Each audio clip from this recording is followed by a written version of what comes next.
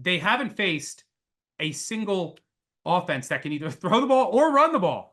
He should be dusting his resume off. He should be walking into corporate offices and trying to find a job. Now you travel to Vandy. It's flat city. The Big Bets on Campus podcast. All right, here we go.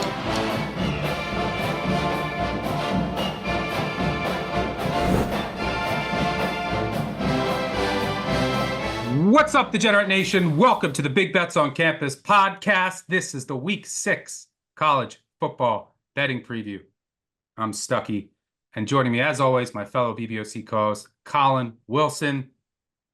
Slates are getting better, Colin. It's, for me, turn the page.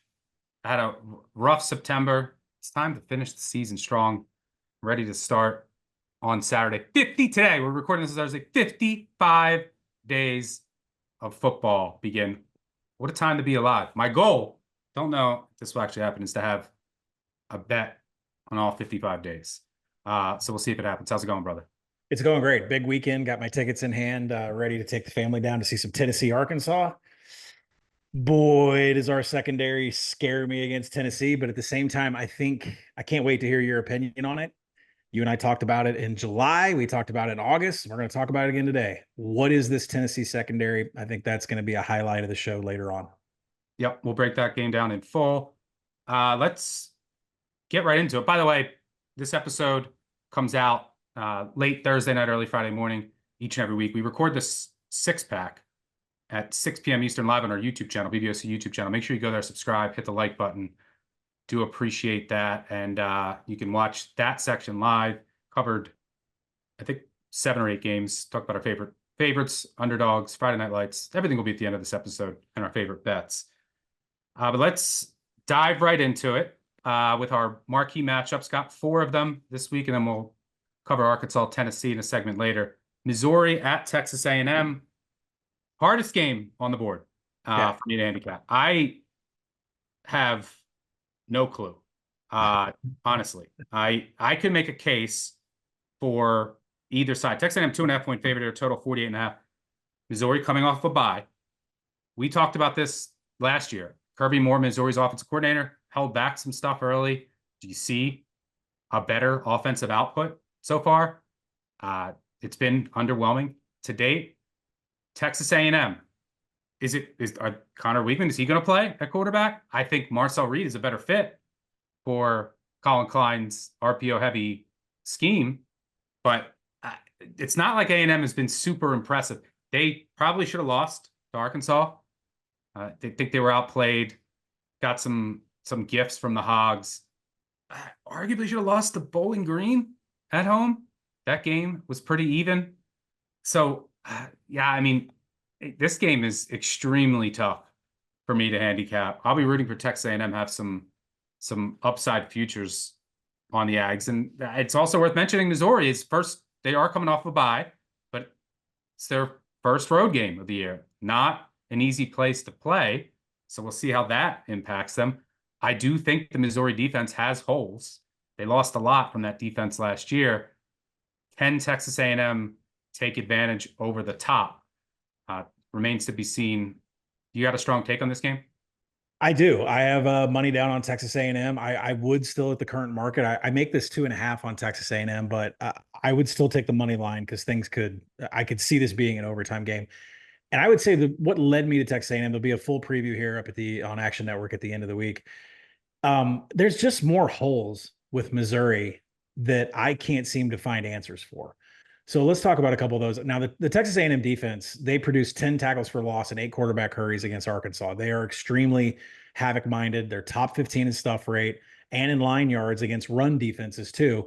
And I mean, that all goes back to what they are. Nick Skirton leaving that defense, such a huge transfer portal addition coming in from Purdue. And then on the offensive side of the ball, Marcel Reed is behind an offensive line that is 3rd in havoc allowed. So Texas A&M is not making, that number is increasing every week. They just are not making mistakes. Marcel Reed is not getting touched, and teams are not tackling and behind the line of scrimmage. So Texas A&M is playing clean on both sides of the ball. They have been a heavy rush offense with Marcel Reed, and you mentioned it. Like we've said all year, Colin Klein, his offense comes from Kansas State. They need a running quarterback. They want multiple running backs out there. Reed's been running the RPO with Le'Veon Moss. It's looked really good. Moss 4.6 yards after first contact. Makes a little bit of explosiveness on the ground. I will say if Weigman does play his game time decision here, that might suit beating Missouri better. So I don't really have a strong opinion who throws at quarterback here. I think both play. There's a path for Weigman here against this Missouri. Yeah, I think Weigman might give them a better chance to beat Missouri downfield. I just don't know if Weigman is. I call him Weigman or Wegman, depending on the sentence. I don't know if he's any good. I mean, yeah. That's the problem. So I'm conflicted on who I would. I think I would want Reed, but maybe Wegman may give them more upside passing. This is tricky for me. I hope you cash your bet because I'll be rooting for the Aggies. Well, anything else to add there? Oh, yeah. So Missouri's 129th in pass explosives on offense. That number shocks me because we saw Vandy busts one over the top against them. Yeah. And so they're not producing a lot here on the offensive side of the ball. They're not producing a lot out of their passing game. And you mean offense. Sorry. Yeah. So their secondary is vulnerable to explosives too, but yeah, but they didn't have explosives early in the last season. Have they been playing it close to the vest? That's my only pushback there. Yeah. And that's why I think Weigman will stay on the Texas A&M offensive side. I think Weigman just presents a better option as far as attacking what Missouri can't do on defense. When we flip over to the other side of the ball, Brady Cook and this Missouri offense is not producing pass explosives like they were last year. They're 129th in pass EPA. And so what you do is you go and look at who's Brady Cook targeting? Is his protection just not there? What's going on? The biggest thing I could find is what is going on with Luther Burden. Luther Burden's target share last year on that insane Missouri team was 34%. This year, he's drawing 17.8% of all the targets. Is this premeditated? Is this on purpose? Did we decide against Vanderbilt we're not going to use Luther Burden? Because you see when there's crunch time against Vanderbilt and BC, Luther Burden starts getting looks. But right now, Missouri's strength of schedule is 120th, and I have to wonder if Kirby Moore has either kept him off tape or there's an injury that we don't know about. And that's where the questions like this Texas A&M game, Luther Burden needs to be a huge part of it. Brady Cook completed just 3 passes over 20 yards so far this year. He's had 1 turnover-worthy play. It's just a very vanilla offense, and I don't know if that's by design. And Missouri offense, they struggle where Texas A&M's defense can be attacked. And that's why I lean with Texas A&M, because they have a low pass EPA. They're not creating explosive. Cook is only 3 of 14 on passes over 20 yards. And the loss of Cody Schrader, I think, is not being talked about enough. We hammered Texas preseason, what are your red zone options? Now that you've lost Roschon Johnson, you lost Bijan Robinson, you can't score anything down on the goal line. Well, Missouri's having that same problem right now. Missouri's outside the top 50 in red zone TD rate, and their finishing drives are outside the top 50. So for a number of reasons on both sides of the ball, I don't care who Texas A&M starts. I think they both have a big chance to win. I think this Texas A&M defense is going to put a lot of pressure on Brady Cook. I think Missouri's having struggles at the goal line because Cody Schrader isn't there. And this Luther Burden target share thing, if this doesn't go from 17% back up to 34%, we can officially start talking about how Luther Burden must be hurt, because I don't know what's going on with this Missouri offense. Yeah, it should be an interesting one in College Station. Let's move on to Iowa at Ohio State. Ohio State slightly under a 20-point favorite here. Total sitting at 45.5. Ohio State, it should be noted, has Oregon on deck. Ohio State, obviously dominant roster. Has it been as dominant as, 25 million or whatever they spent? No, not in my opinion. There's been, the right side of the offensive line, the tight end position. The defensive line hasn't dominated given the caliber of competition. Go back to Michigan State. They, 3 drives inside the Ohio State 20 last week. They didn't score. The offense has been good. They got talented weapons all over. But, the competition has not been great. You look back at that Michigan State game last week. They went up big, and then the game just died. There's part of me, we just talked about this with Missouri. We've seen this with other Big Ten teams in the past. It's like a 2-game schedule, right? Like their most important games are going to be Penn State, obviously always Michigan, but they're going to be a massive favorite in that game. So Penn State and at Oregon next week. Is Chip Kelly holding everything close to the vest? And it's like, hey, let's not show anything. There's no reason to. We're clearly superior to the teams that we're playing, which leads me to an under here. I know I was the new over team. They've gone over every week. This total's sitting at 45.5. So I think there's many paths for this to come in under.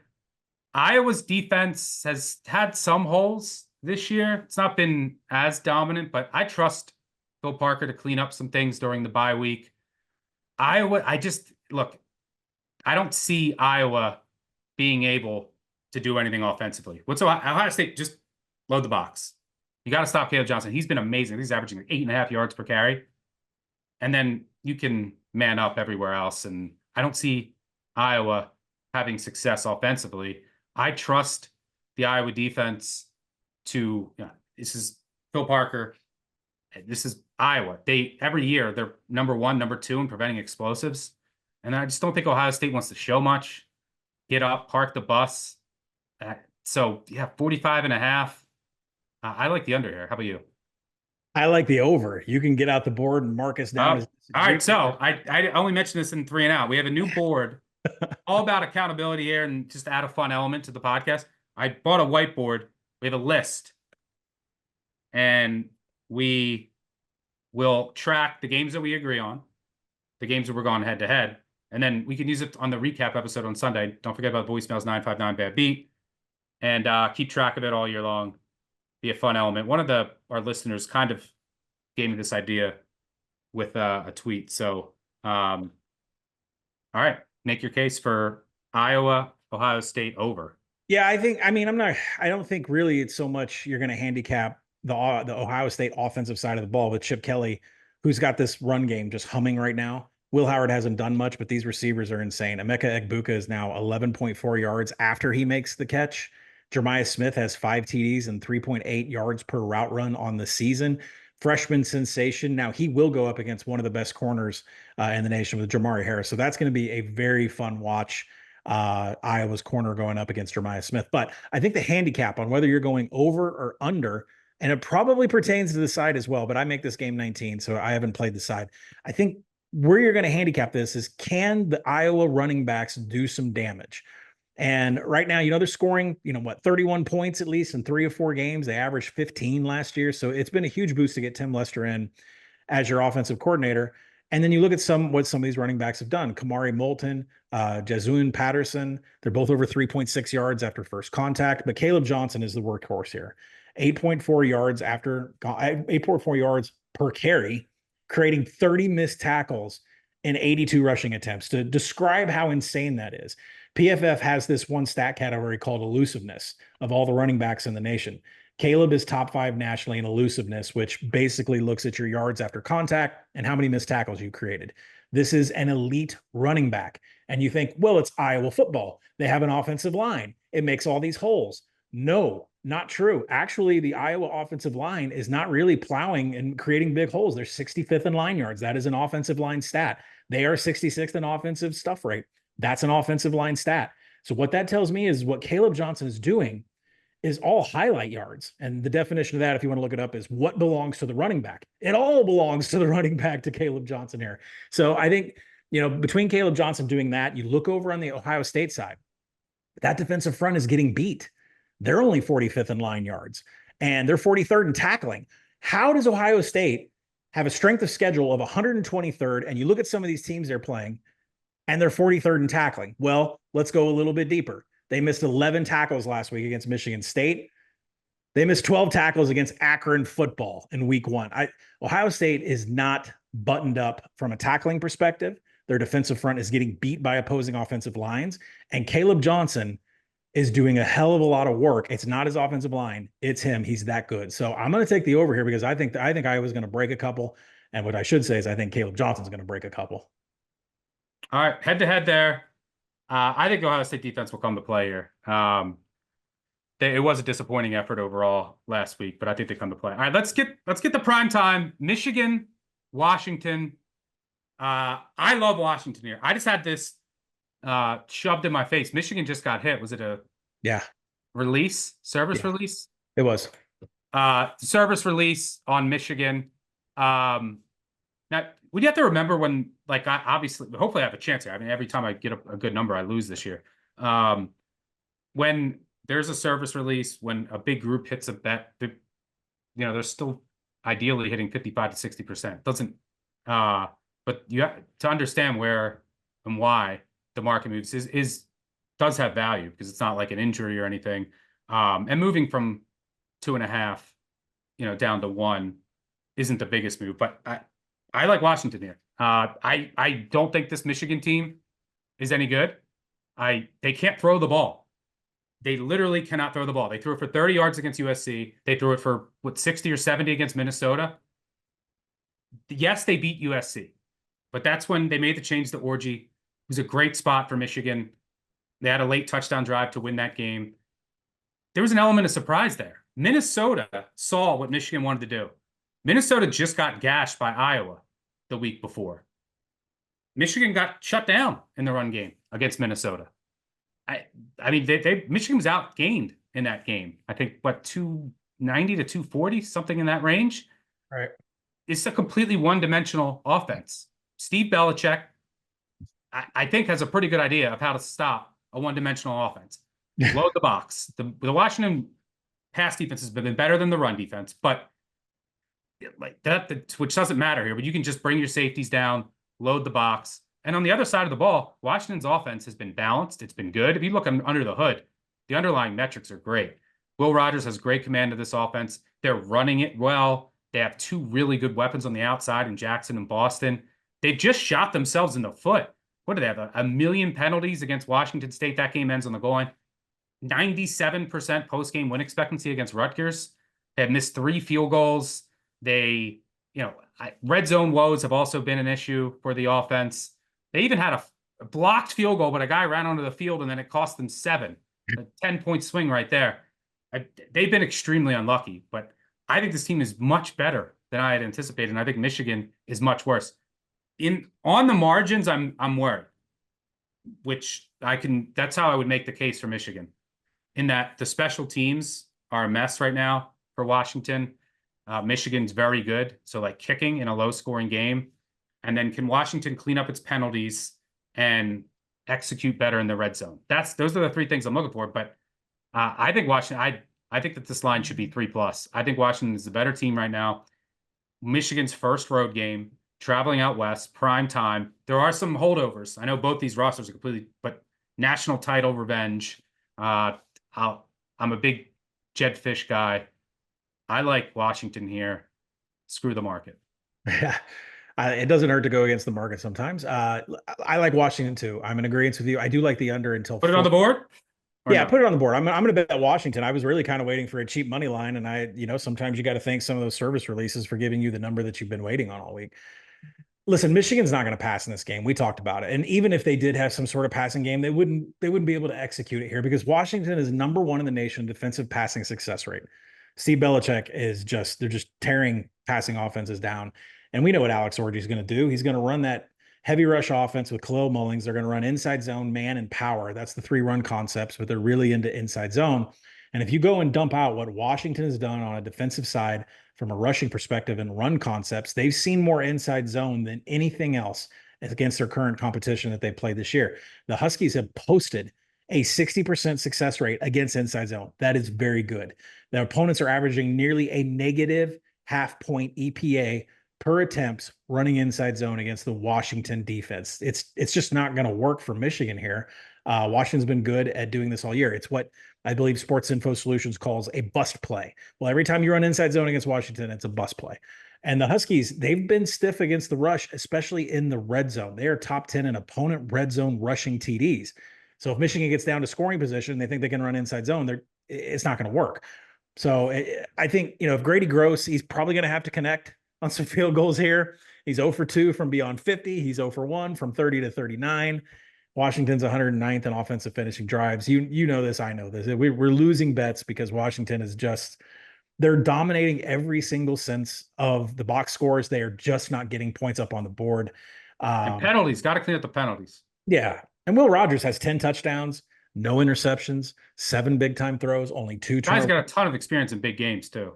And I mentioned that Caleb Johnson is in that top 5 of most elusive running backs in the nation. Well, number 2 in the nation is Jonah Coleman for Washington. 5.7 yards after first contact, 35 missed tackles created on only 72 attempts. That's greater than Iowa's running back. So better elusiveness, better everywhere. I think the points are going to show up on the board at some point for Washington this season. It'll click offensively. Right now, this unit that's clicking is the defense, and that's bad news for a Michigan team that relies so heavy on inside zone. Yeah. Another thing to keep in mind, Minnesota had some success in that second half by going tempo, which Minnesota never does. You know what that did? That kind of neutralized the Michigan defensive line. And I mean, because the Michigan defensive line is dominant. And I'm sure that the Washington staff saw that. So that's a potential, card that they have up their sleeve to use, increase the tempo, especially in a trailing state. Just hopefully on the margins, they can make some field goals, clean up the penalties, because I'll just trust the more balanced offense, the more talented offense, and, Belichick and the staff to stop a completely one-dimensional offense in its first road game in a pretty good spot. So we're in agreement there. Last marquee game, Miami at Cal. I like Cal, anything over 10, which is out there now. On the surface, good spot for Cal. Miami traveling across country after an emotional win over Tech on the last play of the game. Crazy game. And the Miami, Cal's the bye week for Cal, I think, is super important. More important for Cal than many other teams who have an early season bye, because they were one of the most impressive wins, by the way, of this year is Cal winning at Auburn. They were down hordes of starters in that game. And they went in as near 2 touchdown underdogs and won that game outright. But they had so many injuries. This week, they should be healthy. There's a chance they get both of their transfer receivers or one of their 2 back. Not sure on that. But, they got a transfer from Ohio State and a transfer from Notre Dame who haven't played yet this year. Should be healthier at running back. Their, best offensive lineman got carted off against Florida State. He's going to play. They're getting their nickel back, which is important in this matchup. He's missed the past 3 games. His team was just ravaged by injury, so the bye came at a perfect time. And this Miami team, they're good, look, but they're erratic. Undisciplined, penalties. Cam Ward, maybe we get just the pristine Cam Ward in Miami rolls, so be it. But he can be erratic. And we saw that against Virginia Tech. And Miami's data points haven't aged well. USF has been disappointing, and that game was close for, 3 quarters. Florida has obviously been disappointing. And then they played Ball State, who just gave up $1 million to JMU, and then Little Sisters of the Poor. So it's not like, and then Vatek's looked lost all year until they play Miami, and then Vatek all of a sudden looks competent. So I do worry about the Cal offensive line here. I think Miami's going to get Bain back too, and that Miami defensive front is good. But I was worried about the offensive line for Vatek too. Wilcox, very good in this spot. Just in general as an underdog, but he's good at taking away explosive plays, uglying up the game. I think Cal will be healthier. It's in a good spot. Game day and Berkeley for the first time. And for what it's worth, Wilcox 15-7 against the spread as a double-digit underdog, 68.2% covering by over a touchdown per game. I like Cal over 10. Yeah, I like Cal too. I power rate this 8.5, so I think it's got a little room to buy and even get to 10 and still buy it. But I just can't get over what Miami. We knew at some point the Cam Ward that we all, in case you didn't see him before this year, we knew he was going to pop his head up sometime, and that definitely showed up against Virginia Tech. Cam Ward was pressured on half of his 48 dropbacks. He went 8 of 21 passing when he had a crowded pocket. Cal corner Noel Williams is one of the best in the nation. He's already picked off 4 passes in this game. So if you can find a prop on Williams to pick something off, that would definitely be the path here when you talk about a havoc in this Miami offense. Now, Cristobal mentioned in his presser this week that Miami is still plagued with missed assignments, missed blocks, missed tackles. They're still playing very sloppy football, which is kind of scary because when they look good, they look like they could contend in the college football playoff. But according to Cristobal, they're still missing a lot of, and they're making a lot of mistakes. Defensive coordinator Lance Guidry's they've struggled with outside zone and power so far this season. That's something that Cal's going to run here. Cal hasn't been a highly successful rushing unit, but they can be explosive at times. But this is a huge, massive game for Fernando Mendoza, the quarterback for Cal. He went to Columbus High School, 13 minutes from the campus of the Miami Hurricanes. And wouldn't you know it, Cristobal and Mendoza's dad played high school football together. So this is kind of an emotional game for Cal's quarterback. He's definitely going to show everything that he has. He has been killer in passing downs. Top 35 success rate in passing downs for Cal. His turnover-worthy play rate right now, Francisco, Mendoza's having a fantastic season. His turnover-worthy play rate is less than 2% on 152 dropbacks. His home run hitter wideout is Nazia Hunter, has 4 TDs on the season, 2.5 yards per route run. And, that's probably is what's going to get Cal to get some scores on the board to get this cover. The Cal defense has actually dismantled opponent drives. Bears have allowed just 7 possessions to get into the red zone. That's it. Cal's led 7 possessions to get into the red zone. Only 3 of those ended up scoring against the Bears. Cal has been fantastic on defense as far as taking them apart, not letting them into the red zone when they do get to the red zone, not getting touchdowns up. So I like Cal to great spot. So late at night, couldn't be better for the Bears. Let's get berserkly, be a little bit crazy here. We'll see what can happen, but I like Cal. Put it on the board. Agreements on Cal. I don't sleep. I like getting Matthew Littlejohn back in the slot for Cal. He got hurt in the opener against UC Davis. Hasn't played since. He'll be back this week. That's huge because who are you playing against? Xavier Restrepo, one of the best slot receivers in all of college football. He's probably played, let me look here. Yeah, like 240 of 265 snaps in the slot. So getting him back, just an underrated addition to a Cal team that's been so beat up. So I think the bye came at the right time. So yeah, I like the Bears too. All right, let's get to the rundown. Let's Navy Air Force. Oh boy, I got some tweets when this came in on the app. You bet the over. Service Academy unders. You're probably gonna hear about this 46-10-1 run right now. I actually don't mind this one. Navy's offense is just different. It's explosive. It's not your just standard, and they're being more aggressive. It's not your standard triple option. I mean, the Air Force is just dreadful. I mean, they let Wyoming. Wyoming's offense came to life against them. The thing I would worry about is just this Air Force gets shut down. Right. Navy wants this game too. I mean, they're 9.5-point favorite. Air Force during COVID took advantage of a rule to, since their seniors could all come back. Navy didn't. There's been a big fuss made about that. So I think Navy wants this game. I would only be worried about Air Force scoring, but you like the over here? I do like the over. And if you go and look up what are the key numbers for totals in this range, 37 is it. So as you and I are podcasting here, 37 is where it's at. So I still like the over in this. Now listen, 5 of the last 6 iterations of this series that was played at the Air Force Academy had 42 points or more. I mean, there can be points scored here in elevation whenever Navy comes. And when you get a quarterback like Blake Horvath, who's like a Keenan Reynolds magician with what the Navy offense is, you're going to get a lot of points up on the board fast. And you don't really have to explain how Navy's going to score here. Running back Alex Texa, their fullback Daba Fafana running the offense. That it's the triple option with the spread option, the Delaware wing tee. There's all kinds of good things here to make them be one of the most explosive offenses in the nation. They're number 1 in havoc allowed. They make 0 mistakes. No one tackles them behind the line of scrimmage. And of course, they don't throw interceptions because they don't usually pass much. When they do, they're extremely explosive.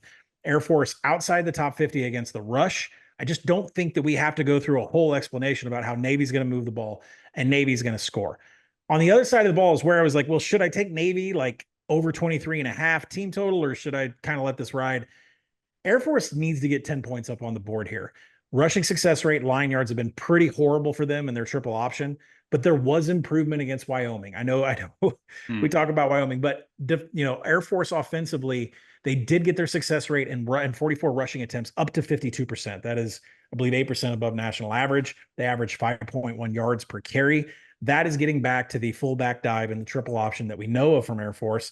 And the Navy defense has struggled in defensive stuff rate. They're 93rd defensively in third downs also. There is a path for Air Force to run fullback dive, 3 yards, cloud of dust, and convert on third downs and get 10 points up here. So I like the over. Don't even need to explain Navy getting points because it's been insane lately. SMU Louisville floating between 6.5, 7-point favorites. Look, SMU I think figured some things out during the bye week. Made the change to quarterback to just Jennings, and their offense has been on fire the past 2 weeks. Louisville, still tough for me to crack. They do have a big coaching advantage here. I would lean Louisville, but they should have probably lost to Georgia Tech at home, but won and covered. And they probably should have beat Notre Dame, but lost and then maybe didn't cover, depending on the number you got. They're still a bit of an enigma to me. I lean Louisville at 6.5. Any thoughts there? Well, for all of us that are sitting on SMU win totals from beginning of the season, you have to have this one. They lost one they shouldn't have. You have to have this one. And what you're banking on is that Louisville has been so bad in coverage grading, and you're hoping that Jennings and that SMU offense can take advantage. So if you have a win total like I do, just sit back and let's get this one. Ole Miss at South Carolina. Interesting game here. A lot of injury concerns. Like Trey Harris popped up. That's questionable. Are Sanders and Sellers going to be healthy? I had South Carolina circled for this spot, but now the line's at 9 because Ole Miss lost to Kentucky. Value kind of sucked out there. Yeah. But the Ole Miss defense is legit, especially against the run. Can South Carolina duplicate Kentucky's game plan? They want to run the ball. Can they control the clock? And then on the other side, can their defense and their defensive line, which is right up there with Kentucky's, can they cause havoc stop the run and then cause havoc on Jackson Dart, just like Kentucky did? Kentucky did that by dropping everyone back into zones. That's probably what South Carolina's going to do here. And the weakness on Ole Miss, talent on that offensive line. Can South Carolina find any path to offense here is the question. And where's Ole Miss at mentally after that loss? Do they bounce back and rally? Is Lane Kiffin? I don't think he's tweeted this week. Maybe he's focused. I think South Carolina's a sneaky shot to win this game, but it's not the best. There's just no value in the number after Ole Miss lost last week. Thoughts? Yeah, the under is something that I wanted when it got up to the key of 55. It got to 54, found resistance back down to 53.5. I'll be looking for some sort of steam up to that 55, mostly on the part of South Carolina. I'm not saying that they can't do some damage and maybe give a little shock here to the system. I definitely make the spread a little bit lower than what the market is and saying South Carolina can cover. But I cannot get over the fact that this is an RPO offense led by Lenora Sellers, who I believe is going to play, with Raheem Sanders, who I believe is going to play. And Ole Miss's defense can cook against RPO quarterbacks, against RPO offenses. The defense plays on. The Ole Miss offense, I'm a little sketch on so far. But the fact that Ole Miss is second in defensive havoc and South Carolina is 132nd in offensive havoc allowed. Yeah, their offensive line is a problem. Yeah, I under is where I don't think Ole Miss is going to be putting up any 50 burgers, 40 sandwiches, or 30 salads here. But I definitely would look the under. West Virginia at Oklahoma State. I like Mountaineers. It feels like I'm selling low, which I don't like on Oklahoma State after 2 losses, but this is a good spot for West Virginia coming off of a bye. They're going to get a bit healthier. Oklahoma State, meanwhile, just 2 devastating losses. They got trucked by Kansas State on the field the entire game against Utah, lose to, and that loss looks so much worse after we saw Utah go down to Arizona. Oklahoma State's, they'll probably be without their 2 best defensive players. They can't stop the run. And what's West Virginia going to do? They're going to run the ball. Yep. So, look, Oklahoma State should have success through the air if you get the good Alan Bowman against the West Virginia secondary. But this is like last team with the ball wins. I'll happily take over a field goal here with West Virginia. Any thoughts? Yeah, 100% West Virginia will be in the round robin this week. Where can you hurt West Virginia? Through the air. Is Alan Bowman still playing quarterback? No. He should be dusting his resume off. He should be walking into corporate offices and trying to find a job. So, and when you look at the other side, you're right. West Virginia should be able to run all day. So West Virginia will be in all of my parlay round robins this week. Rutgers, Nebraska. I initially liked Rutgers under 7. I bought back because of the wind. This wind forecast in Lincoln. Let's look at the updated weather. Yeah, 20 mile an hour sustained winds. Gusts potentially up to 40. That could change, but if that's the case, I like the under here. That's my favorite bet in this game. Both teams are going to be slow, run heavy. Rutgers' run D's been a mess, but you can load the box here. And Tech did that against Rutgers, shut down the run. They were able to hit some passes over top, but I don't think they're going to be able to do that here in these conditions. Both slow tempo, grinding clock. Both coaches have talked about field position, and they've both been good in field position battles this year. I think both are going to call it conservative, right? And to their nature, like 4th and 1 near midfield, they're going to punt. You just got to hope for no turnovers and then maybe a couple 4th down stops because Nebraska's kicking woes. I doubt they're going to try field goals here if it is as windy as it looks. So I like the under. Yeah, I projected this like 48. And so when the total came out earlier in the week, I'm like, pass. The wind comes in, it gets knocked down. I think the best you can do here, because Rutgers is going to be ultra conservative. They have been every single week, and it actually almost costs them at the end of games, but that's the way they're going to play. And I think Nebraska is going to do the same thing. The best thing you can do is hopefully there's a score within the first 5 to 8 minutes, and maybe that pushes it up over key numbers of 41, 45. If it does, that's when you can take your under, but that's what I'll be looking to do. Another under that I like, Baylor, Iowa State. The Baylor offense is bad, like really bad. Right. It's another win game. It's going to be win. They can't run it. You're not going to be able to throw it on Iowa State. And Baylor's defense is their strongest unit. Do a good job of preventing explosives. This profiles is a grinder to me. I like the under names. Disagree? Yeah. Or... I haven't made a play on this, and it's because what Baylor did last week, I was kind of confused how they made that comeback. So if you're, it's sort of a Georgia-Bama thing. How is it against BYU that you can get down so fast and then you can come back 30-point deficit towards the end of the game? And I think that's kind of a trend about what's going on with Baylor here, but BYU absolutely stopped playing offense. I think this is an under game all the way, especially with the way Iowa State's playing defense and the fact that they needed a couple of explosive plays to cover that number last week. Like, it was not a good offensive performance for Iowa State last week. Here's a favorite I like. I think Georgia Tech drills Duke. Coming off a bye, Duke 5-0. Look at their wins. I mean, a miracle against Northwestern. They played Middle Tennessee. They get like 5 gifted touchdowns. Middle Tennessee's down 8 starters. Last week, they're down 20-0. North Carolina have to come back. They can't run the ball. I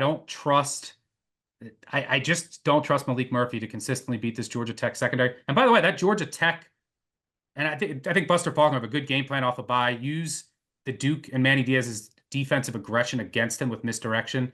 That Georgia Tech game at Louisville aged better. And again, they should have won after what Louisville looked like against Notre Dame. I think Georgia Tech lays it and beats down on the Blue Devils. Do you agree or disagree? Yeah, Georgia Tech's going to be able to put down some rush explosives on the ground. That's not where Duke excels. Duke excels in stopping big passes. But look at who they played too. You got to remember. I mean, like they played Middle Tennessee. They played. I think they played Elon. They played Northwestern in a windstorm.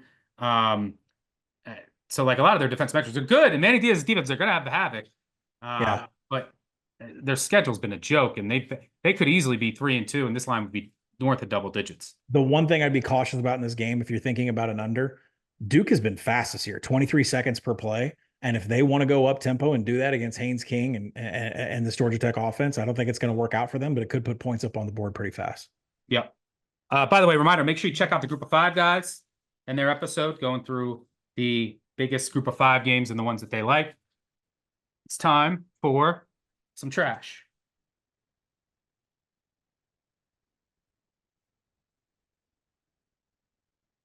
All right, let's get to the trash. I'm also going to track the trash starting now each week. Only 2 this week. You tell me if you agree. Vandy against Alabama. Prefer 24 here, but 23-ish, still okay, smaller. I'm back on president of the Pavia Club. What did I say all year? I'm going to back Vandy as a huge dog. They're a service academy. And Alabama, it's human nature. They just had a 60-minute thriller against Georgia. Now you travel to Vandy, at this flat city. Why do I like this? I mean, so first of all, on the surface, good spot. Clark Lee came out. You know what he said? He wants this game to be under 10 possessions total. So Vandy wants to slow this game down, just like a service academy.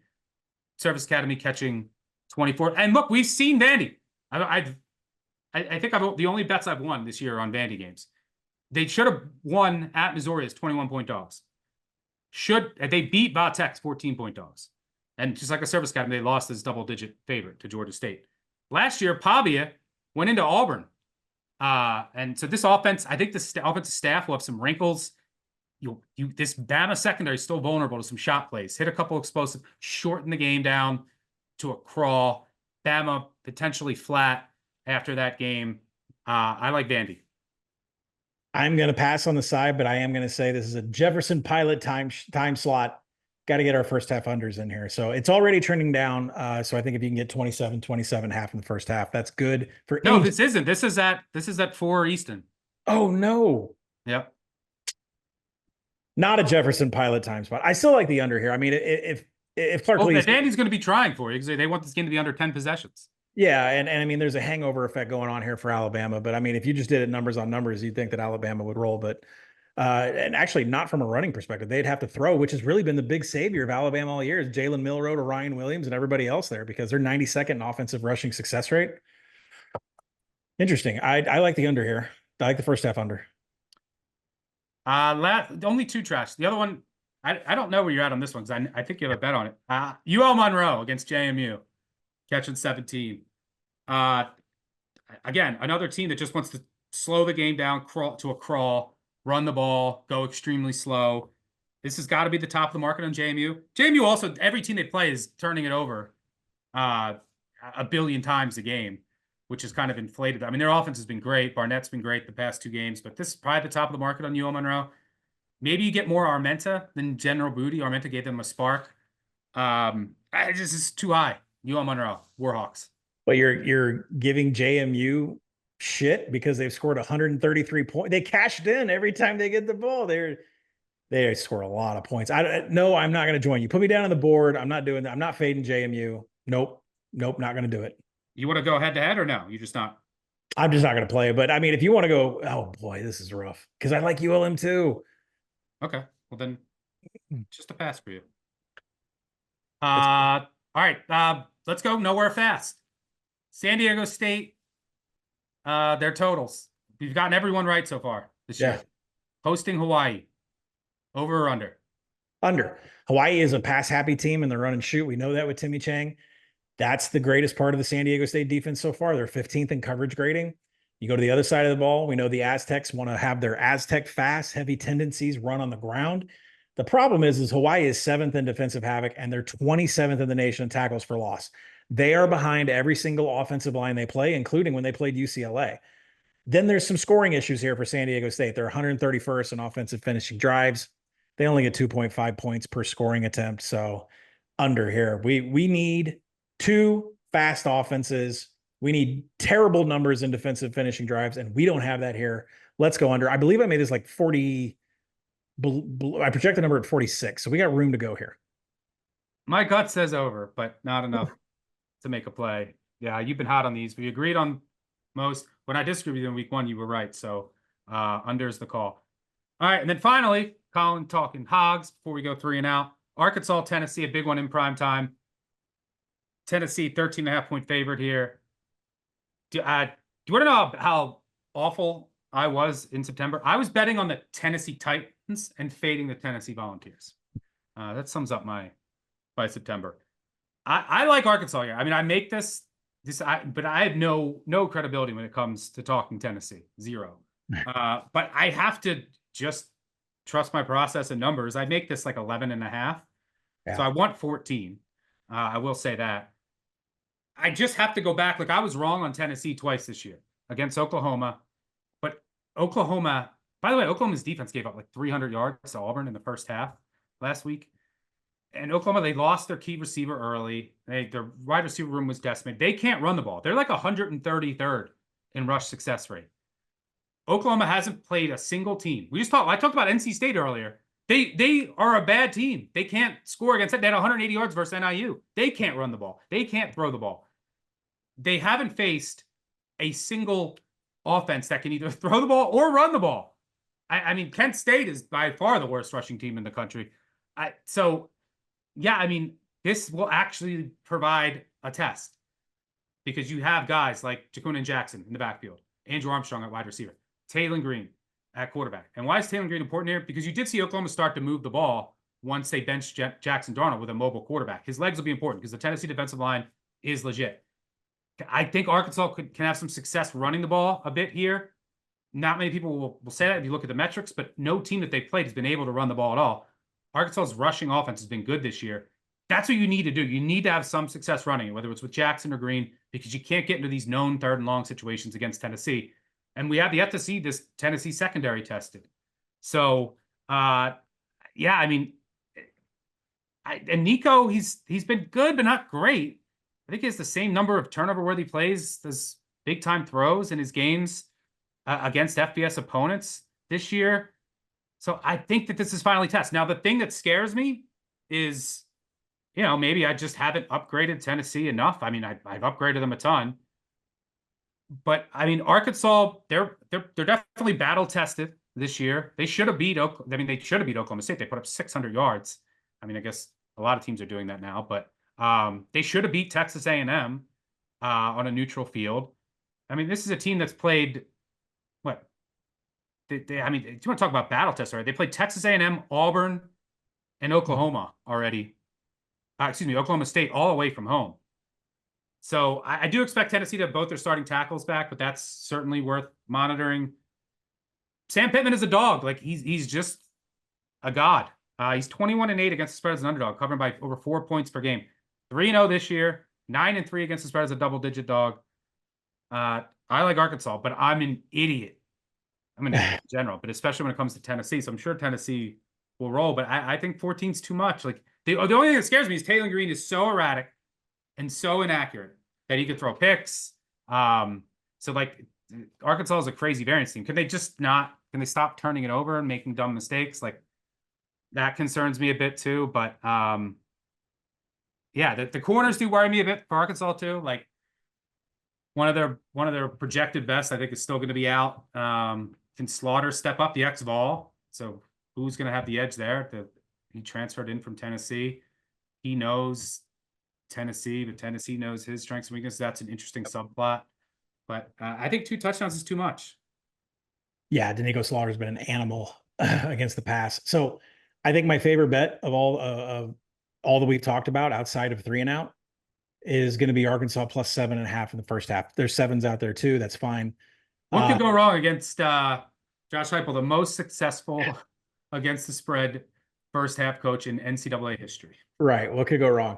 I mean, there was Mike Leach would always talk about how his timing offense would get out of sync whenever they took time off. So it's kind of interesting to see Josh Heupel do this when a big part of the Tennessee offense, the stretch spread, is based on timing. So we'll see if they've got it coming into this game. But this will be the first time the Tennessee secondary is tested after facing the passing offenses of UT Chattanooga, NC State, which is a dumpster fire, Kent State, and Oklahoma, who pulled Jackson Arnold and decided to throw freshman Michael Hawkins Jr. in there with 0 weapons, 0 wide receivers, nothing. So we're looking at a Tennessee secondary that we talked about in the preseason at our SEC preview podcast, completely wiped at every position, corner, safety, in the 2 deep, not just starters, 2 deep are gone. Arkansas is a highly volatile offense that relies on rushing success rate and then explosive passing plays. And that's just what Bobby Petrino's offense has been so far this year. There's this expectation, I think, that Tennessee's defensive line is absolutely going to dominate the Arkansas offensive line. That may be true. From a numbers perspective, this Tennessee defensive line has done a lot of work, and it looks like they're going to create a lot of havoc here.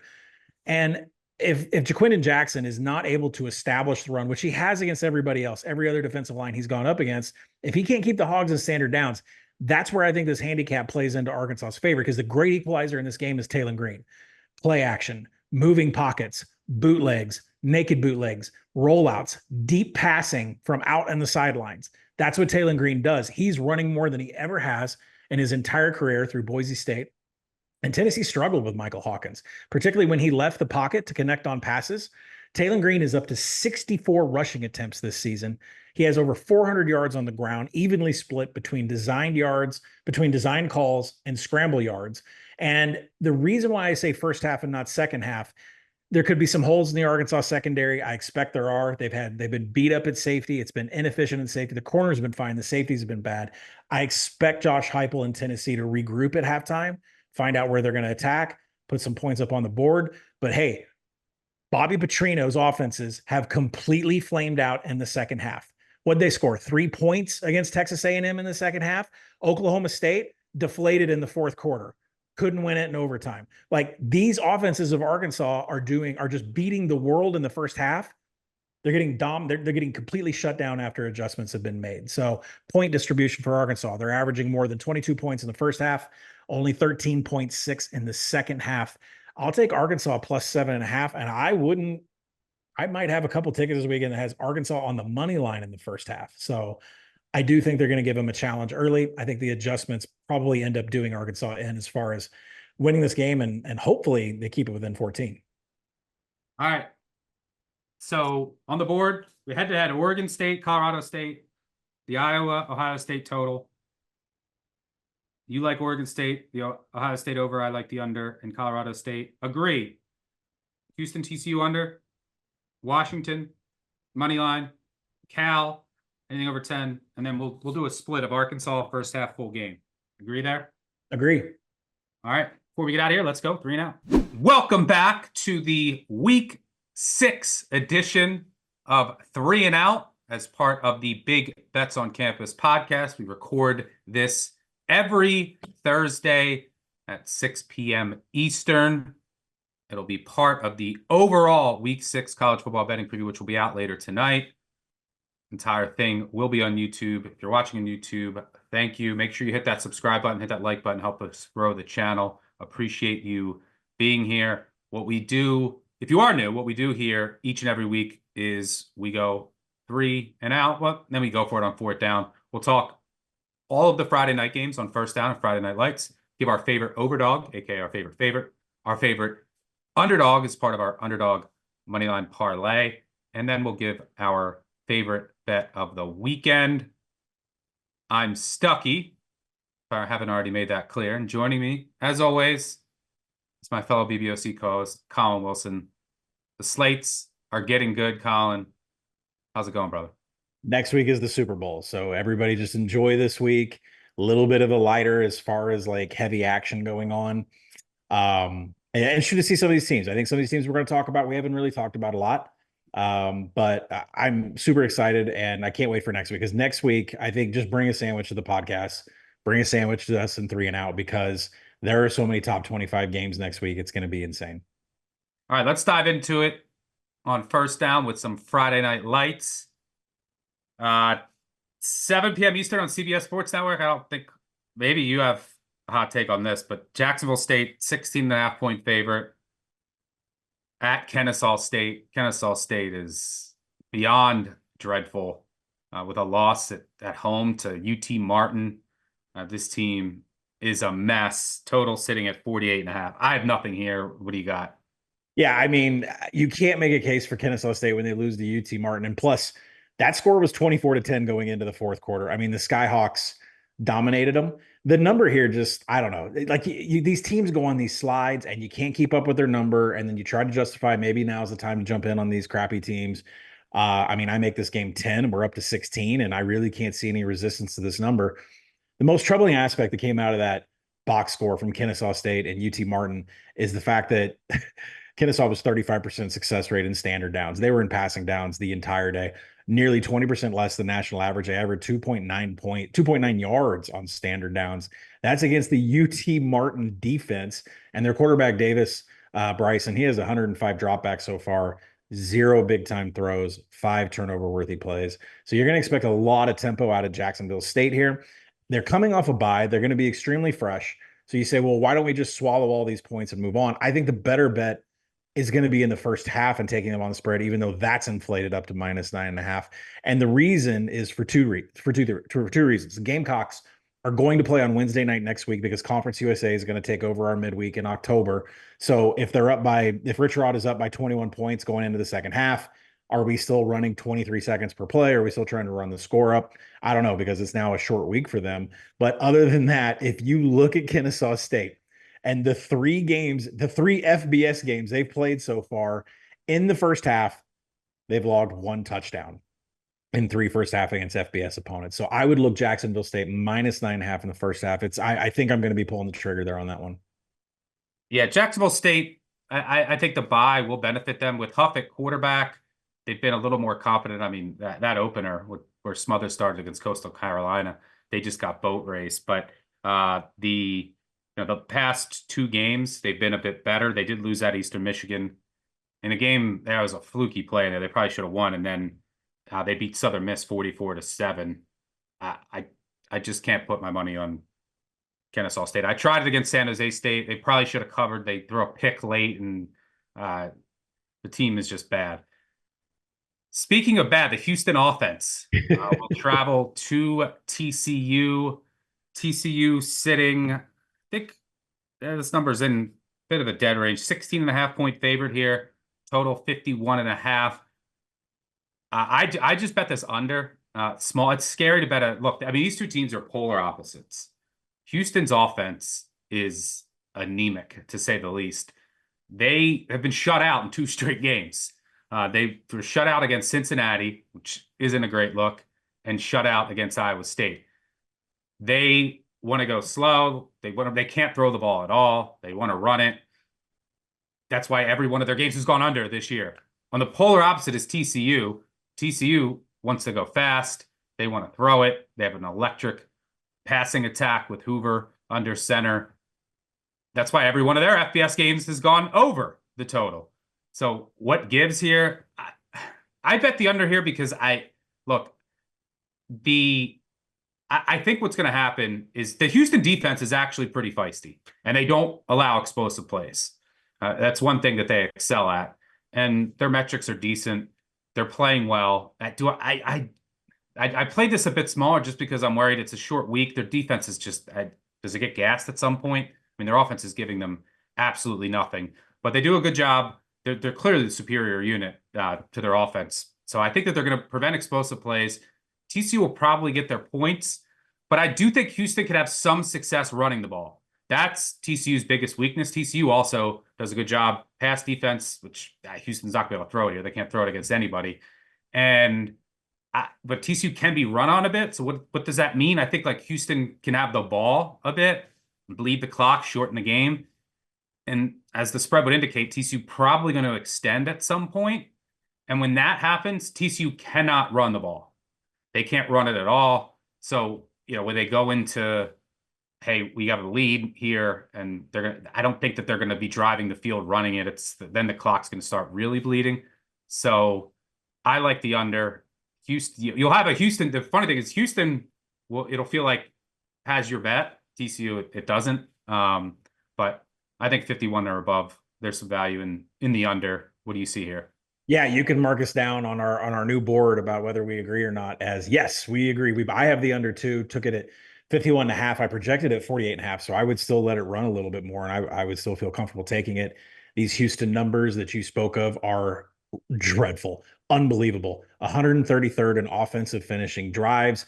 It's not really so much that they're bad in scoring position. It's that they are never in scoring position. Only 15 drives the entire season have made it past the 40-yard line. They average 2.2 points per trip. But when you go a little bit deeper than that, you say, okay, well, 15 times Houston's made it past the 40. Only 7 times have they made it to the 20-yard line into the real red zone. And when you look at that, only 3 of those 7 trips have come as a score. They only have 2 touchdowns out of the red zone this year. So if you're looking for points from Houston, it just hasn't been good, and I doubt it's going to start. Now, if you have an under, you need to kind of handicap the other team and what they're going to be able to do. And Houston does have a defensive front that is top 20 in rushing success rate. So TCU doesn't run the ball that much, and if they do, Cam Cook's only averaging 2.4 yards after first contact. So it's not like they have any juice on the ground. And TCU is 132nd in creating ground explosives. So you're just not going to get that out of the Horned Frogs. You have to look and see what Josh Hoover is going to do from the passing game. The Houston secondary has actually been pretty decent this year in shutting down the explosive pass. They're 11th in defensive pass EPA, which means they're not going to allow something to get past their secondary. And Hoover's numbers, they look pretty. They had the same problem last year. They look pretty good from a TD to INT perspective, but it's still an even distribution of big-time throws, turnover-worthy plays. He has a 3.2% turnover-worthy play rate this year. That is on par with last season. As we all know, Josh Hoover can combust in some games. Not sure it's going to happen here, considering Houston doesn't generate a lot of havoc. But at the same time, both these teams, major struggles in scoring. I like the under. Yeah, you mentioned the new board. We're all about accountability here. Took this idea from one of our, kind of derived it from one of our a comment from one of our loyal listeners. I have so I got a whiteboard, keep track of the games we agree on, and then the games we go head to head on. Keep track of it all year, and then you can use it on our recap show on Sundays. Don't forget about the voicemail 959 bad beat. So it should be an added little fun element. Let's move on to the next game. Michigan State at Oregon. This game's hard for me to handicap. Oregon's a 23.5 point favorite, total 52.5. Michigan State, they're just a high variance team because Aiden Childs, he can make some incredible plays at quarterback, but he also can just give the ball away at any given time. I thought that they got pretty unfortunate last week against Ohio State. They did some good things early. Like I'm looking here, they turned it over on downs at the Ohio State 20. Then they fumbled it at the Ohio State 20. They did score a touchdown after an interception, but then they fumbled it at the Ohio State 16. So they did 3 drives inside the Ohio State 20 where they didn't score. They ended up losing 38-7. But you play you play Ohio State. Now you have a short week traveling out west to Eugene to take on Oregon. Oregon has Ohio State on deck. So you saw last week against UCLA, once they got up, kind of just, hey, we're good here. Do they do that here? Or do they blow the doors off Sparty? So from a spot perspective, I could argue both sides. So I think it's partly a wash there. I think you like the Ducks here. I do. There's a major havoc advantage here for the Ducks. And, Jonathan Smith has just never been comfortable in Autzen. He never won the 3 times that he coached there, 2019, 2021. And last year was drummed 31-7. So he still has not really figured out how to beat Dan Lanning or how to beat Cristobal or how to beat anybody that's been the coach at Oregon. And there's just, like I said, big issues from a havoc perspective here.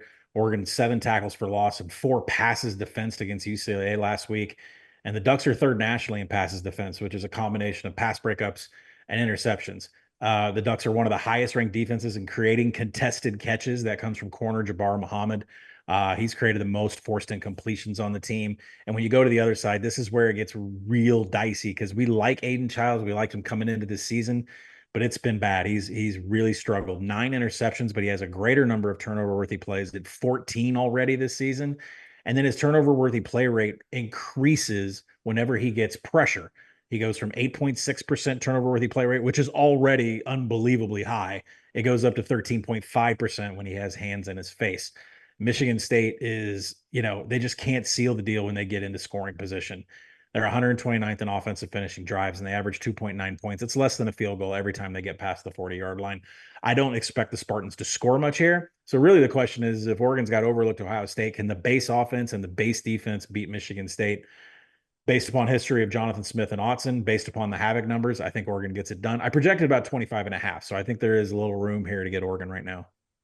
Yeah, I'll try to get that under 24 if you're following along. Then finally, little late night, I think 9 p.m. Eastern kick on FS1. Really fascinating game between Syracuse and UNLV. Syracuse has to travel out west, but UNLV is Syracuse. Who did they played? Holy Cross. So they had a bit of a layup last week. Mm-hmm. UNLV coming off a pretty emotional win over Fresno State. They just blew the doors off the Bulldogs after making a quarterback change to Hajj Malik Williams, who was electric. Now, I don't think it was any downgrade, but this game is really interesting. Now, I don't think the UNLV defense gets enough credit. That's been, I think, one of the most improved units at the Group of 5 level. Couple Arkansas guys that you're familiar with that Barry Odom brought over. Jalen Catalon, their linebacker is one of the best players at the Group of 5 level. This defense is good.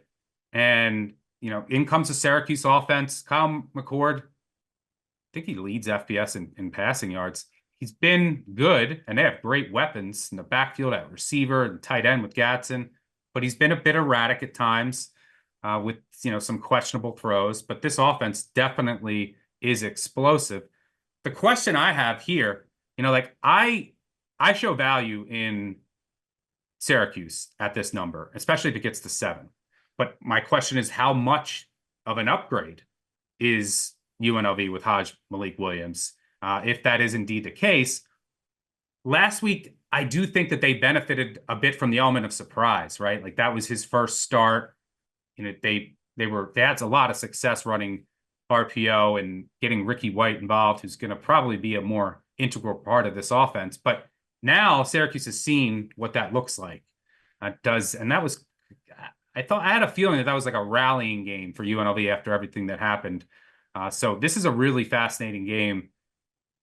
UNLV definitely in the conversation now for a group of 5 playoff berth. They already have wins over Kansas and Houston, took care of business against Fresno. This can be another feather in their cap. What do you see here? Pretty smart of Barry Odom to keep Malik Williams off tape until conference play. I thought it was quite the introduction. I think the question is, what do you do with UNLV's power rating once you see a game like that? There's a quarterback change, better on the ground. We know that Haj Malik has a better arm, at least from an average depth of target perspective. And so you say, how much am I going to raise them? I raise them 3.5 points to go from Sluka to Williams. So there's that number I think is indiscretionary. You can make it whatever you want. I don't think I adjusted UNLV enough. That brings this game for me to UNLV -5. So I completely understand the steam, the overlook, and the steam in this game to get up to 6.5. And I think 7, you're going to get a lot of Syracuse scoops here just by guys that do numbers. But who can really make a case about where the ceiling is for UNLV right now? So the number is inflated here. We'll find out if it is.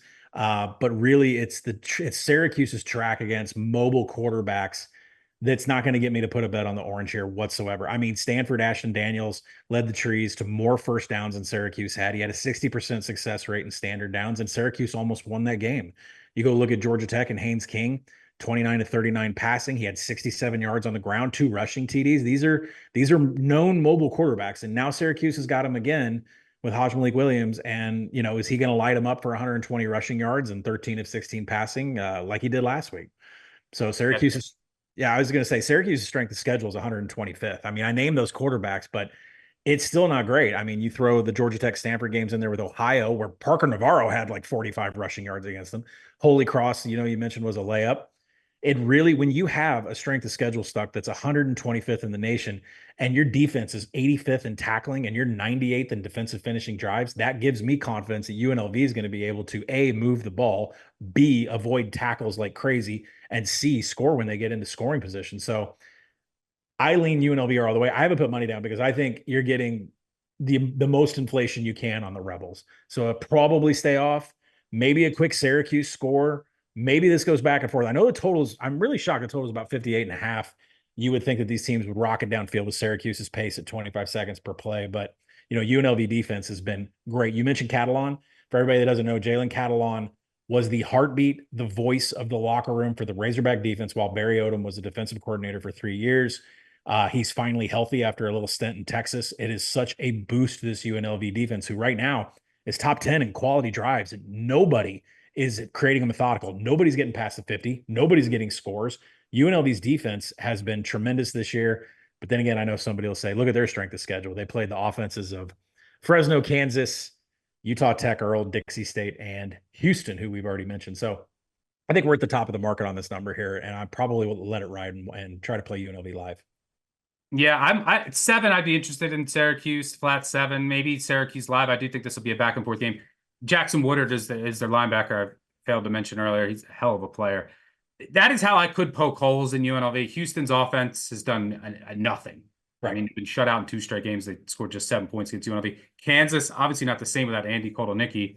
They've only won 1 game this season, and that game changed on like a pretty fluky play after an interception by Daniels, and then UNLV had no. What was Barry Odom doing at the end of that first half? By the way. But they ended up getting a touchdown inexplicably in that game. RIP to anyone who had Kansas first half or that first half under, but should be a fun one out in the desert. All right, let's move on to second down. Our favorite overdogs, aka our favorite favorites. I'll kick things off. I'm going Penn State minus 27.5. They burnt me last week. I barely just didn't get there. They had 3 drives inside the 25 that ended in no points, missed field goals. They went for it on 4th down, didn't get it. They dominated Illinois. dominated Illinois in that game from a net success rate. I think it was the most lopsided game in all of college football last weekend. How's UCLA scoring here? I just don't know. Garber's their quarterback. He's going to try to play, but he's hurt. Their offensive line is horrid. They cannot run the ball.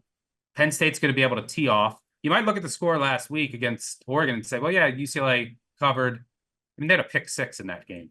I just don't see them doing anything here. My one fear is Penn State. They're not fast, and they do have USC on deck, but I know he burned me last week, but Franklin in these spots has generally been very good.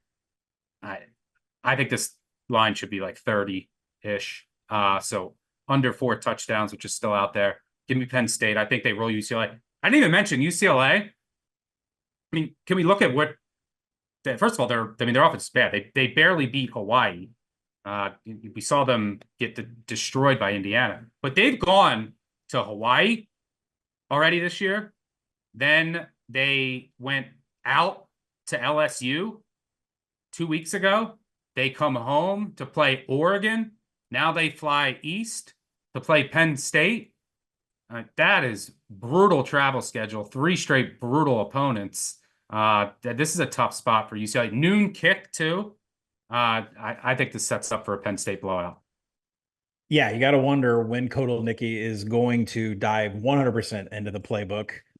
This could be it. Going out to LA against USC. We'll see if he opens it up then when he takes on Lincoln Riley. I like that. All right, so we'll go Oregon State here for my overdog. Let's get weird in Corvallis here. I project this game at 17. I think it's got room to run, and the Beavers are coming off of a bye week. They're going to be taking on a Colorado State team that is just lifeless without Torrey Horton. He is paramount to every game that Colorado State plays in. Currently, right now, questionable, getting better week by week, but he is not at full health even if he does play. And if Torrey Horton does play, he's got to deal with the corners, Jaden Robbins, Andre Jordan, and Kobe Singleton. They will definitely get the duties and doing whatever they have to do in their cover 1 and cover 3 to jump all over Torrey Horton. So Horton's still questionable. That's a big downgrade for Colorado State if he doesn't play. And Braden Fowler Nicolosi has been nothing like what he's been in seasons past. And when you lose, Justice Ross Simmons and you lose Horton, it's really going to take away all of his weapons. His average depth of target is nearly 2 yards lower than what it was last year. He has twice as many interceptions as touchdowns right now. The Colorado State drop rate right now is just on the increase, 6% up to 8.7% this year. Nobody can hold on to the ball. Oregon State plays more cover 1 than anybody. And if you look at Fowler Nicolosi's record against cover 1, it just skyrockets in negative plays against cover 1. 14.1% of the time Fowler Nicolosi looks at cover 1, he makes a huge negative mistake. Negative EPA at 0.4 yards per pass against cover 1. So there are a lot of things here that say they're not going to have Colorado State's not going to have a good passing game. Even if Torrey Horton does play, he's probably going to get double teamed. I think there's a lot going on here. And Oregon State's rush offense is just, Colorado State's not going to be able to defend that. So give me Oregon State here, -11. I would take it all the way up through 14. Disagree. Going head to head. I'm on Colorado State here. I'm hearing good things about Horton, and he will be back. That's massive. Oregon State, to me, doesn't profile as a good double-digit favorite. I mean, this is a run-heavy team. They can't really throw the ball that well, and that's Colorado State's main weakness. Colorado State, not only are I think they're getting Horton back, which is just massive, but they're getting other guys on their defense back. Their best pass rusher, which they've needed, will make his debut. They're getting another depth piece back on the defensive line. Their best safety was just cleared. Safety, position of strength. And Oregon State wants to run the ball. That's Colorado State's defensive strength, their run defense. So I think they can get Morrow going, too, on the ground to help Nicolosi. The Oregon State run defense is just dreadful.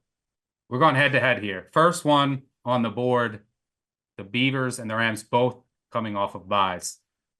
All right, let's move on to third down. It's our underdog moneyline parlay, our 2 favorite moneyline underdogs. I'm going to go Wake Forest here. Injury's a bit of a concern. Damon Claiborne, their running back, who's really good, he got carted off with a dislocated knee last week, came back in the second half.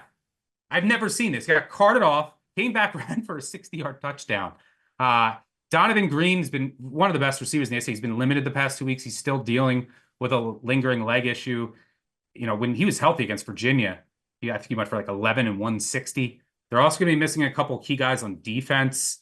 One of their best defensive linemen, one of their starting corners. So it's a banged up team. But the best unit on the field will be the Wake Forest offense. Hank Backmeyer, Backmeyer's had a really good handle of this slow mesh. Their offense has been really good. Very unlucky. They blew a 2-touchdown fourth quarter lead against Virginia.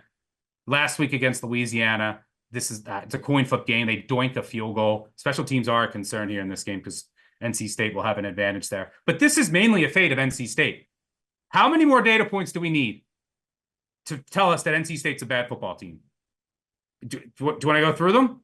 No, we only need Western Carolina. That's all we needed. Western Carolina was one. They had a comeback in the fourth against Western Carolina. I said, okay, it was the first game. By the way, Western Carolina's one win on the year over Elon by 7. Louisiana Tech, they had a comeback against at home. Do you know what Louisiana Tech did? They lost to Tulsa at home. They lost to FIU last week. FIU, the week before, lost to Monmouth. And then last week, you might say, oh, NC State beat Northern Illinois. That was lucky. They had 170 yards. They forced 4 turnovers. In a 4-0 turnover edge, Northern Illinois still had a chance late. Buffalo at Northern Illinois had more yards than NC State did. The offense is broken. They can't run the ball. Bailey, I don't think their freshman quarterback is not ready. I mean, this is a kid who played in high school last year with Jeremiah Smith and a bunch of 5-star receivers. It's not the same right now. I don't think he's ready. Kid's got some talent, but their defense hasn't even been good. So this NC State team is just not good. They're bad. Every week, it doesn't matter who they play, the opponent has a chance against them, whether it be La Tech, Western Carolina, Northern Illinois. They get, absolutely bamboozled by Clemson and Tennessee. It's not a good football team right now. Wake Forest, season on the brink. Dave Clawson's good coach, good as an underdog. Injuries are concerned, special teams are concerned, but that Wake offense, especially if Green can go, has some juice. Give me the Demon Deacons. Yeah, you'd like NC State to figure it out, but they got too many data points to try to figure out. I am going to fade UCF. Has nothing to do with how much money came out of my pocket last week against Colorado, but I really like Florida in this spot. UCF continues to struggle in scoring position despite producing the 7th best mark in quality drives. KJ Jefferson and RJ Harvey are boat racing down the field. They're getting into scoring position. Wait. You're fading your UCF team and by betting on Billy Napier? I can't say it. I stopped saying that name out loud. I stopped saying that name out loud in 2020. So I can't say this is the most unlikely bet. If I had to go through the entire board and cross off one bet that you were going to make this week, it would be Florida and Billy Napier against your. I mean, how much did the Knights hurt you last weekend? Wow. Pretty bad. That was a bad loss. And as far as the coach of Florida, whenever he gets fired, I welcome him being the first analyst added to Steve Sarkisian's staff in Texas. But I am going to back the Gators here. There's a lot of things in the numbers that tell me that Florida is going to have at least an easier time than what the point spread says it's going to be. But like I said, UCF is boat racing down the field on teams, but they are heavily struggling in scoring position. I just go back to KJ Jefferson throwing an end zone fade. I don't even know how that is happening, but UCF has made 37 trips into scoring position this year. They average 3.2 points per trip. Field goals are not going to beat a lot of teams. It definitely did not work against Colorado. And the bigger issue is the secondary for the UCF on the defensive side of the ball. They're 124th in defensive passing success rate. They're 130th in allowing explosives through the air. You want to go over to Florida and see what they're doing. They're going to go with a hybrid approach. They're going to go DJ Lagway. They're going to go little Graham Mertz. I think we're still trying to figure out who has the hot hand, and let's stick with them. But Mertz has been highly accurate. I know his average depth of target is about the length of my arm, but he's been extremely accurate. 19 of 21 passing against Mississippi State with 3 touchdowns, an average depth of target of 5 yards. So if they want to go, Florida wants to go pea shooter, they can use Mertz. But if they want to go with the home run hitter, DJ Lagway, he has yet to produce a turnover-worthy play in 53 passing attempts. So far, he's bankable to not make a mistake.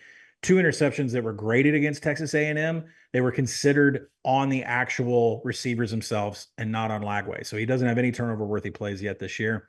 So either Lagway or Mertz, they're going to be protected. This offensive line is 5th in pass blocking. There's not going to be any pressure coming in from the UCF defensive line. And Florida, if this game turns into a shootout and we want to get tempo in here and UCF actually decides they want to score and keep this close, good luck, because Florida is one of the best scoring teams in the nation. They're 10th in offensive finishing drives. They cash in when they get into scoring opportunities. And in this case, I'm going to back the team that is better beyond the 20, beyond the 40 at getting points on the board than UCF. So give me the Gators here all the way. This is stunning. I can't believe this. You know what the best bet on the board is? UCF team total over. After they let you down last week, lock to go over their team total. Still hurts. All right. Before we get out of here, let's go for it on 4th down. Favorite bet of the weekend. Let's row the boat.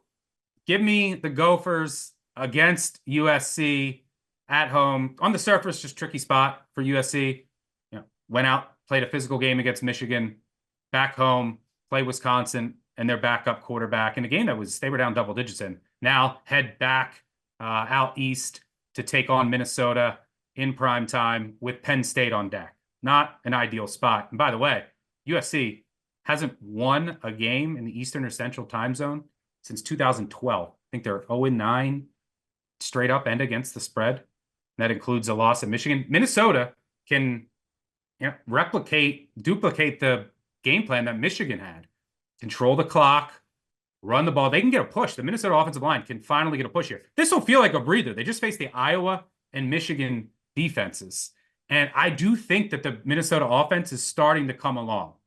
Brosmer transferred in. He's starting to get more comfortable in that offense. Their skill position players, their 2 best, Darius Taylor, Daniel Jackson, are finally fully healthy. At Michigan, they arguably should have won last week at Michigan. Michigan gets 2 10-yard touchdown drives off Minnesota mistakes. Minnesota's offense comes to life in the second half. They recover an onside kick. The Big Ten blows the call. They don't apologize. They come out and say, we're going to change the way that we officiate onside kicks. Don't be surprised if old Mr. Fleck gets some calls this week after that debacle. But I think this offense is trending up. Now, the defense, they grade out elite against the pass. But what do we really know? I mean, who have they faced? Michigan doesn't attempt forward passes. Iowa can't throw the ball. So, they haven't really faced anyone. I thought they performed pretty well against UNC, and we've seen UNC's offense at times, and they have some talent. I do think that the defense overall is coming into the year was going to be better and give up fewer busts under Heatherman in a simplified scheme. And the other factor here is that there might be some impactful wins, which will obviously harm USC's more explosive passing attack much more than Minnesota. Minnesota has no explosiveness in the pass attack. It's all short, but that's where you can have success against this USC defense. USC's done a really good job of taking away explosive pass plays. That doesn't really matter against Minnesota. You look at, I think USC's outside the top 90 in pass success rate. They're not really stuffing runs. I think that LSU game was a bit of fool's gold for their run defense. And I do think this USC defense is drastically improved. Don't get me wrong, but the bar was very low. But LSU hasn't been able to run it on anyone. I mean, they've had run struggles all season since they changed their scheme. So I like the Gophers to keep this close, potentially pull off the outright upset.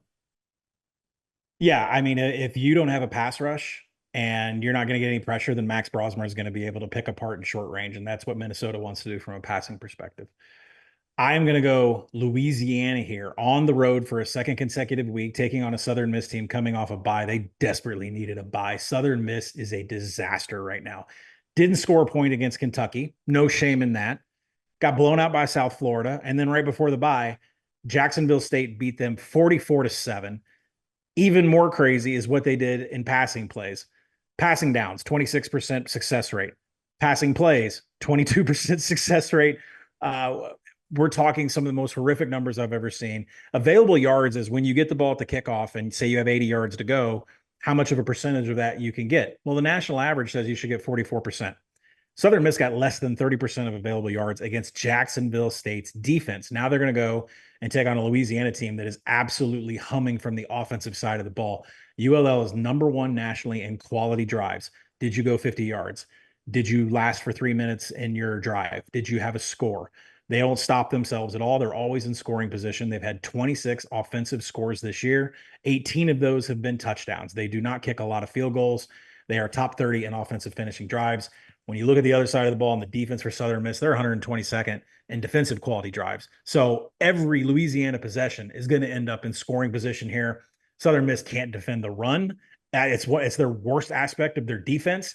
I'm not sure if Ben Woolridge is going to even need to pass, considering they'll probably always be in standard downs for Louisiana. And from a havoc perspective, nobody's going to put their fingers on Louisiana's quarterback, Ben Woolridge. So Tate Rodemaker, running quarterback, Harry Merle, FSU quarterback that was there for the undefeated season. Well, Tate Rodemaker is in at quarterback, and they're dead last in havoc allowed. The Southern Miss offense is 134th. Trouble is just on them every single snap. 7 fumbles so far this season, 7 interceptions, 30 tackles for loss allowed. This is a bad news team. I don't care that there was a bye week, and I don't care that Louisiana's on their second straight road game. This is just bad news for Southern Miss. I'll take Louisiana. I would still buy it at 14.5, but there's a couple minus 105s out there.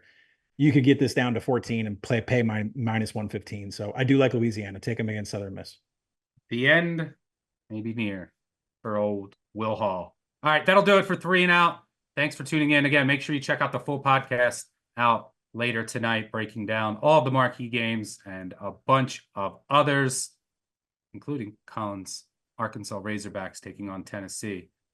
So same time next week. Make sure you hit that subscribe button, hit that like button, and don't forget live show 10:30 a.m. Eastern on Saturday. Check out the Group of 5 Guys episode as well. We'll see you next week. Cheers. All right, that'll do it for us. Thank you to Colin for joining me as always. Thanks to our producer, Matt Mitchell, on the back end. Most importantly, thanks to all of you for tuning in.